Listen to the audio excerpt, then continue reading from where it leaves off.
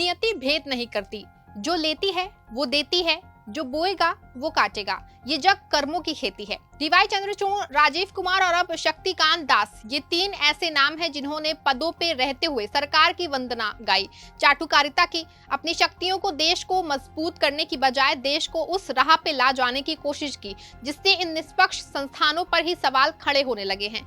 पद पे रहते हुए इनको अपने काम याद नहीं आए, लेकिन जब रिटायरमेंट का समय आया तो अपने काम और निष्पक्षता की तमाम तरह की दलीलें देने लगे, खुद के मुंह से मियां मिट्ठू बनने लगे।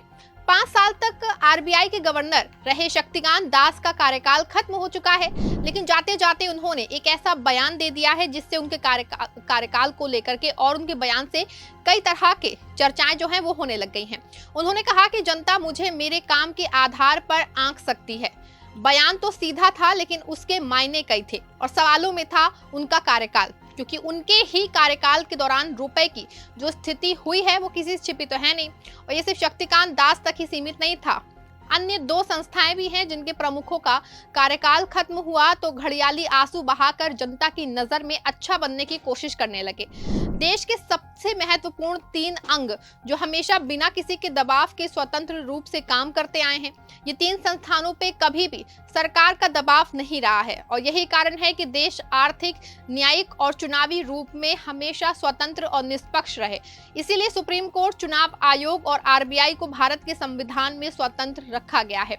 देश के ये तीनों अंग बहुत महत्वपूर्ण हैं जो मोदी सरकार के पहले बिना किसी दबाव के काम करते आए हैं, लेकिन मोदी सरकार के आने के बाद देश के 3 महत्वपूर्ण अंग में कथित तौर पर हस्तक्षेप होना शुरू हो गया है और ये तीनों संस्थाएं सवालों के घेरे में खड़ी हो गई हैं, जिसमें सबसे ज्यादा सवालों के घेरे में थे इन संस्थानों के प्रमुख, जिन पर इन संस्थाओं को सुचारू रूप से चलाने की जिम्मेदारी थी। लेकिन विपक्ष के आरोपों की माने तो इन सबके प्रमुखों सब कुछ उलट के दिया है और सरकार की चरण वंदना करने लगे हैं और चाटुकारिता इस स्तर पे जाकर के कि देश को गति में लाकर जाके छोड़ दिया है। लेकिन जब समय इनके रिटायरमेंट का आया तो ये ईमानदारी की दुहाई देते नजर आए, अपने कार्यकाल की ईमानदारी सुनाकर अपने मुंह मियां मिट्ठू बनने की कोशिश की, लेकिन जनता को इनकी असलियत पहले से ही पता थी। अब बारी बारी से इनके बारे में बताते हैं। पहला नाम है डीवाई चंद्रचूड़ का, जो सुप्रीम कोर्ट के पूर्व सीजेआई थे। दूसरा नाम है राजीव कुमार का, जो मौजूदा समय में मुख्य चुनाव आयुक्त हैं। और तीसरा नाम है शक्तिकांत दास, जो हाल ही में आरबीआई गवर्नर के पद से रिटायर हुए हैं। इन तीनों ने अपने कार्यकाल के दौरान खूब मोदी सरकार की चरण वंदना की और सरकार के दबाव में ऐसे ऐसे फैसले लिए जो देश को गर्त में ले गए हैं और संस्थाएं सवालों के घेरे में आ गई हैं। हाल ही के वर्षों में आपने देखा ही होगा कि बड़े पर्दे पे बैठे ये तीनों अधिकारी अपने कार्यकाल के अंत में बहुत गिल्टी स्पीच देने नजर आए थे, लेकिन वो कहते हैं ना कि जो बोएगा वही पाएगा, तेरा किया आगे आएगा।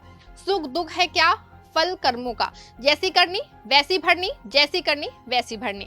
और इसी क्रम में पहला नाम आता है सुप्रीम कोर्ट के पूर्व सीजेआई डीवाई चंद्रचूड़ का। चंद्रचूड़ जब रिटायर हुए तो अपने देखा ही था कि कैसे एक लंबी चौड़ी स्पीच देकर खुद को बहुत निष्पक्ष बताने की वो कोशिश कर रहे थे।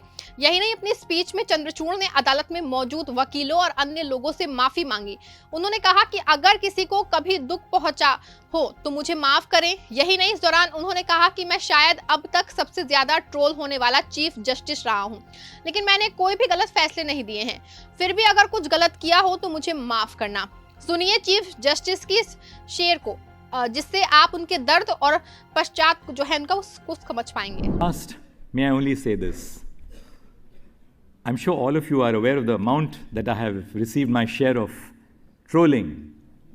I'm probably one of the most trolled individuals and judges across the system. I will only say with a Shayari, and the Shayari is, मुखालिफ से मेरी शख्सियत संवरती है, मुखालिफ से मेरी शख्सियत संवरती है, मैं दुश्मनों का बड़ा एहतराम करता हूँ।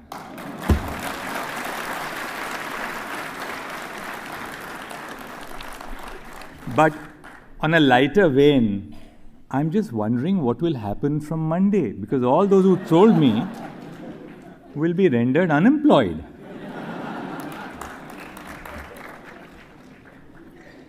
Last but not the least, that's the last but not the least, a word for the family. इसी क्रम में दूसरा नाम आता है चुनाव आयोग के मुख्य चुनाव आयुक्त राजीव कुमार का। राजीव कुमार जो हैं, उन्होंने जब से मुख्य चुनाव आयुक्त का पद संभाला है उसके बाद से ही वो लगातार सवालों के घेरे में खड़े होने लगे हैं, क्योंकि उनके कार्यकाल के दौरान जितने भी चुनाव हुए हैं वो सारे चुनाव सवालों के घेरे में थे। चुनाव आयोग पर निष्पक्षता बनाए रखने की जिम्मेदारी है, लेकिन हाल के वर्षों में उस पर पक्षपात के आरोप लगे, जिसमें आदर्श आचार संहिता लागू करने में ढिलाई हुई। विपक्ष पर तो कड़ाई से इसका पालन किया गया, लेकिन सरकार के लोगों पर इसके उलट काम किया गया। यहां तक कुछ नेताओं और पार्टियों पर कार्रवाई में भेदभाव के आरोप लगे। ईवीएम की पारदर्शिता और विश्वसनीयता पे सवाल खड़े हुए हैं। फिर आखिर में राजीव कुमार को अपने मुंह मियां मिट्ठू बनना पड़ा। जैसे अनुज ने कहा कि ये मेरी एससीसी आखिरी प्रेस कॉन्फ्रेंस भी है, सो आप सबको, सभी वोटर्स से मेरी अपील है कि खासतौर से युवाओं से, कि इसी तरीके से लोकतंत्र में अपनी भागीदारी बढ़ाते रहें। बहुत ही सुंदर बगिया है, इसको अपने वोट से हमेशा सजाते रहें। Friends, 2024 has been an year of elections globally. पूरे वर्ल्ड में इलेक्शंस हुए। डेमोक्रेसीज में almost 2/3 of the population in the democratic world went for voting. हमारे यहाँ भी 2024 में 8 राज्य और यूटीज में इलेक्शंस हुए, जनरल इलेक्शन हुआ। एक अच्छा माहौल रहा। नए कीर्तिमान लोकसभा इलेक्शंस में हमने बनाए। विश्व में मैक्सिमम वोटिंग का परसेंटेज का रिकॉर्ड बना। लोगों की भागीदारी का, महिलाओं की भागीदारी का, वायलेंस फ्री इलेक्शंस का, no repolls, record seizures, inducement free to the extent it was possible, J&K, Manipur, LWE areas. So काफ़ी रिकॉर्ड्स बने और मुझे उम्मीद है कि आने वाले समय में भी इसी प्रकार से लोकतंत्र और मजबूत होता रहेगा। और अब बात करते हैं पिछले महीने रिटायर हुए आरबीआई गवर्नर शक्तिकांत दास की। डॉलर के मुकाबले रुपये की कीमत क्या हो, आप इसको सबको पता होता है। रुपया लगातार गिरता जा रहा है। आपको बता दें कि आरबीआई में मोदी सरकार के बढ़ते हस्तक्षेप के कारण आरबीआई के 2 पूर्व गवर्नरों रघुराम राजन और उर्जित पटेल ने इस्तीफा दे दिया है। उन्होंने मोदी सरकार की नीयत का खुल के विरोध करते हुए अपने पद से इस्तीफा दे दिया, लेकिन शक्तिकांत दास की चाटुकारिता ने देश की अर्थव्यवस्था के ही दांव पे लगा दिया है।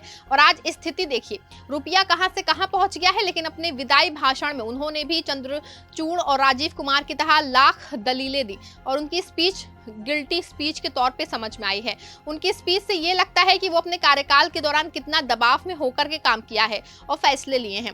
रुपए को इस स्थिति पर पहुंचाने के बाद भी उन्होंने अपनी उपलब्धि खूब गिनाई है, लेकिन वो काम कितना ईमानदारी से किया गया इसका अंदाजा इस बात से लगाया जा सकता है कि उनके कामों की प्रशंसा जनता के मुंह से नहीं बल्कि खुद के मुंह से करना पड़े। इन 3 संस्थानों पर दबाव या हस्तक्षेप की बात लोकतंत्र के स्वास्थ्य पर सवाल खड़ा करती है। ये जरूरी है कि ये संस्थाएं स्वतंत्र और निष्पक्ष रहें ताकि नागरिकों का विश्वास बना रहे कि देश की वो महत्वपूर्ण संस्थाएं जो अंदरूनी रूप से देश को मजबूत किए हैं और जनता की आखिरी उम्मीद उनसे ही होती है।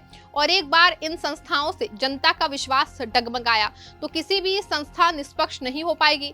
मोदी सरकार पे विपक्ष ने इन संस्थाओं को अंदर ही खोखला करने के भरपूर आरोप लगाए हैं। आज विश्व की एक बात धीरे धीरे सच साबित हो रही है, लेकिन वही सरकार समर्थक तर्क देते हैं कि इन संस्थाओं में सुधार की आवश्यकता है और सरकार ने केवल संविधान की मर्यादा में रहकर कार्रवाई की है, जो हकीकत से बहुत दूर है। सरकार ने हर स्वतंत्र संस्था को अपने हाथ में लेने की कोशिश की है और उनको अपने हिसाब से चलाने में कोई भी कोर कसर नहीं छोड़ी है। लेकिन आप क्या सोचते हैं और क्या समझते हैं? इन संस्थाओं और इन तीनों प्रमुखों के कार्यकालों को कैसे देखते हैं? अपनी राय हमें कमेंट में जरूर बताएं, क्योंकि आपकी राय ही हमारी खबरों पर सच्चाई की मुहर लगाती है। कमेंट बॉक्स में अपनी राय जरूर दीजिए और ऐसी तमाम खबरों के लिए जुड़े रहें और देखते रहें 4 PM। धन्यवाद।